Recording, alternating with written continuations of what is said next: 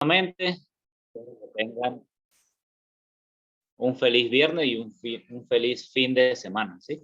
Mire, este capítulo 3 de la primera carta de Juan es bien interesante, nada más al comienzo, pues, empezando ya empieza a ser interesante el capítulo, porque empieza con esta frase: miren cuánto nos ama Dios el Padre, ¿sí? Es como un llamado a desen cuenta, despierten, valoren.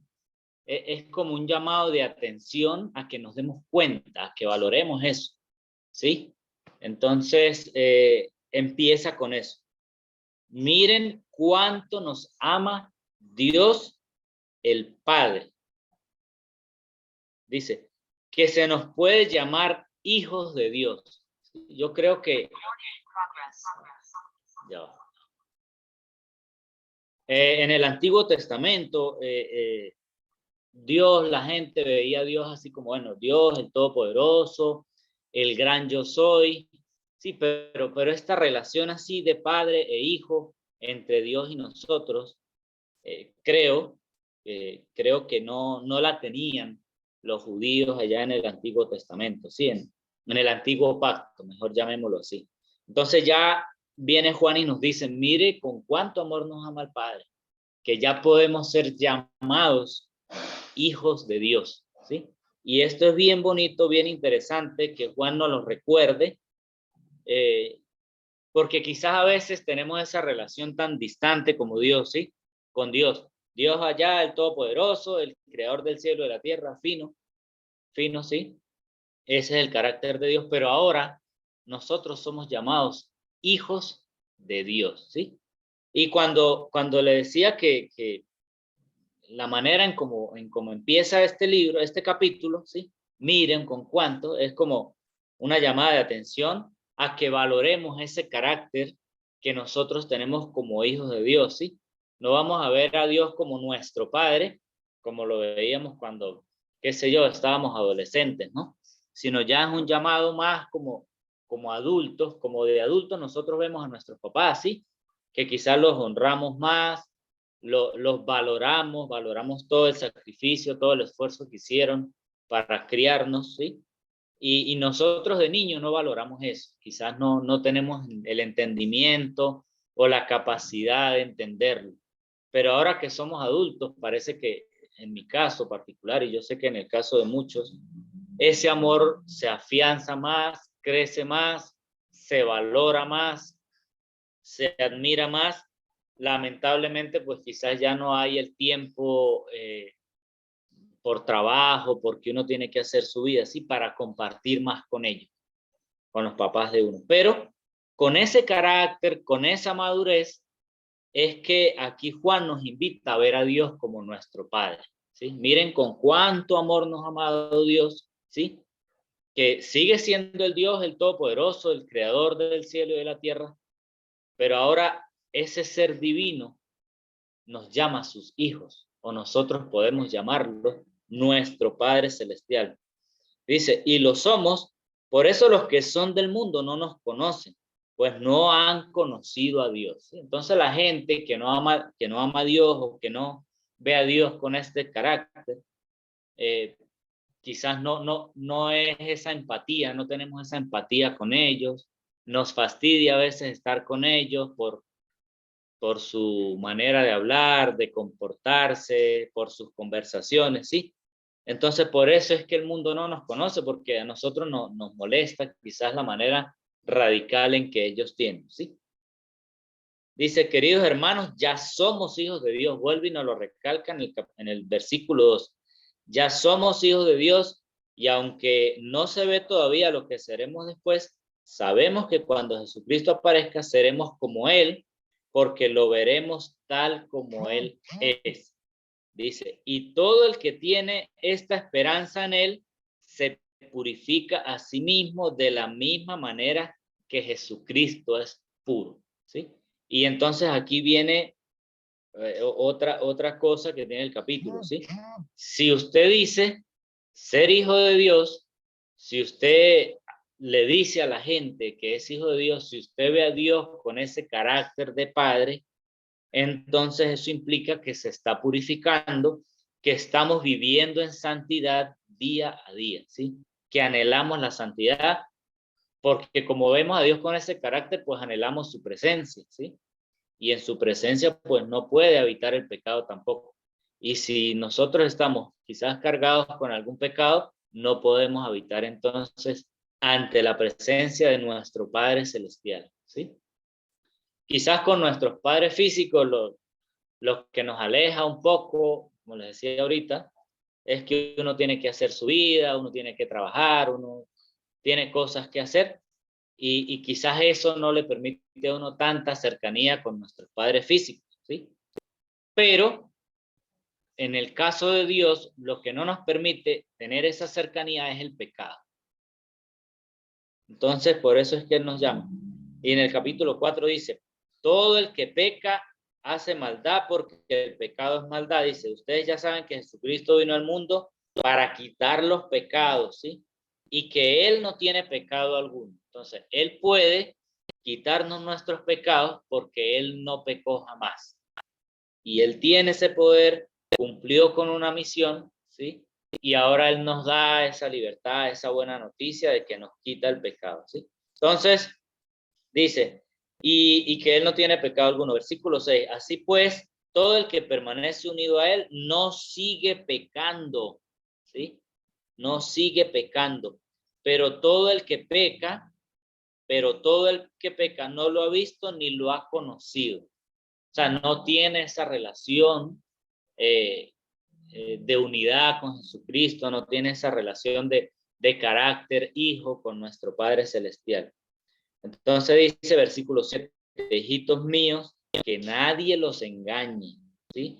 El que practica la justicia, él es justo como Él es justo, dice, pero el que practica el pecado es del diablo, porque el diablo peca desde el principio, ¿sí? Y precisamente para esto ha venido el Hijo de Dios, para deshacer lo hecho por el diablo. Entonces, el diablo tiene sus artimañas, tiene, digamos, su poder, pero no es nunca superior al poder que tiene Jesucristo, ¿sí? Si el diablo fuera más poderoso que Jesucristo, aquí en la Biblia no dijese que Jesús vino a deshacer lo que hizo el diablo, ¿sí? Lo deshizo porque Jesús tiene poder, tiene más poder que él, y a veces nosotros nos dejamos engañar, como dice ahí en el versículo 7, hijitos míos, que nadie nos engañe, ¿sí? A veces nos dejamos engañar por esas mentiras del diablo, ¿sí? Porque a través de los malos sentimientos, a través de las malas emociones, el diablo empieza a hacernos creer mentiras y a convertirlas en verdades, ¿sí? Por ejemplo, cuando la gente siente que no vale nada, ¿sí? No, yo no valgo nada. O la gente siente que no es importante para nadie. O la gente siente que nadie lo ama, ¿sí?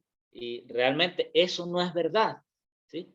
Cuando la gente, no, yo no valgo nada, eso no es verdad. Nosotros tenemos un valor. Esa sí es la verdad. Nosotros tenemos un valor y ese valor nos lo da Dios nuestro Padre, ¿sí? Y Jesucristo su Hijo. Y el Espíritu Santo, como dice al final del capítulo, ahorita lo vamos a leer. Entonces, esas son las mentiras que a veces viene nuestro enemigo y nos hace creer que no vale nada, que nadie te ama, que yo no puedo hacer cosas, ¿sí? No soy capaz de hacer cosas. Son realmente mentiras, y de esto Juan nos está advirtiendo que no nos dejemos engañar, ¿sí? No nos dejemos engañar porque dice en el versículo 9, ninguno que sea hijo de Dios practica el pecado, ¿sí? Ni hace caso de esas mentiras. Dice, porque tiene en sí mismo el germen de la vida de Dios. Tenemos el germen de la vida de Dios, dice, y no puede seguir pecando. O sea, nosotros no podemos seguir llevando una vida de pecado. ¿Por qué? Porque entonces, si nosotros llevamos una vida de pecado, dice el versículo 10, se sabe que quienes son hijos de Dios, se sabe quiénes son hijos de Dios y quiénes son hijos del diablo, dice. Porque cualquiera que no hace el bien o no ama a su hermano, no es de Dios. Entonces, si no somos hijos de Dios, porque no somos santos, porque no vivimos en la verdad, porque no vivimos purificándonos cada día, eso nos hace entonces hijos de Satanás, hijos del diablo. Entonces, el llamado que nos da la carta hoy, hermanos, es a estar pendientes de estar purificándonos, de estar viviendo de una manera santa, ¿sí? De estar viviendo como hijos de Dios, pero como hijos que valoran a sus padres, ¿sí? No como ahorita se ve aquí en el caso en Venezuela. Ayer hablaba con alguien de hijos que están robándole las propiedades a sus papás, ¿sí? A través de un documento, una cosa, y de pronto los pobres abuelos están quedando en la calle, ¿sí? Y eso es ser bien malo, ¿sí? Eso es ser bien malo. Entonces, yo quiero, hermanos, que nos llevemos, que debemos ver a nuestro Dios con ese carácter de padre, pero como esos hijos que valoran, ¿sí? Que valoramos el esfuerzo, todo lo que han hecho en padres físicos, bueno, que valoremos así a nuestro Dios como nuestro verdadero Padre, ¿sí? Entonces aquí nos invita en el capítulo, en el versículo 11, este es el mensaje que han recibido, ustedes desde el principio, que nos amemos unos a otros. Dice, no seamos como Caín, que era del maligno y mató a su hermano. ¿Y por qué lo mató? Pues porque los hechos de Caín eran malos y los de su hermano eran buenos, ¿sí? Hermanos míos, no se extrañen si los que son del mundo los odian. Nosotros hemos pasado de la muerte a la vida y lo sabemos porque amamos a nuestros hermanos, ¿sí? El que no ama, aún está muerto. Dice aquí, o sea, y si está muerto, pues, si se está muerto en vida, cuando la gente tiene esa sensación de estar muerto en vida, la vida no tiene sentido, ¿sí? No le encuentran como un motivo, una razón para existir, y eso está cargado de muchos malos sentimientos y emociones, ¿sí? Todo el que odia a su hermano es un asesino, ¿sí? O sea, para Dios no solamente el hecho de cometer un homicidio es ser asesino, no. Todo aquel que no ama a su hermano. El que no ama, pues, quiere decir que lo odia, o puede decir que ese no significa nada para mí, pero es una especie de rechazo, ¿sí? Es una especie de que no me importa nada, pero nos importa Dios. Eso no tiene sentido. No me importa una persona, pero me importa Dios. Pareciera que eso no tiene sentido, a pesar de que nosotros nos comportamos de esa manera a veces, ¿sí? Ah, sí, usted es chévere, pero usted ya, yo aquí, y listo. No, no. Nosotros, el amor con el que Dios nos ama, tiene que ser el mismo con el amor con el que nosotros debemos amar, ¿sí?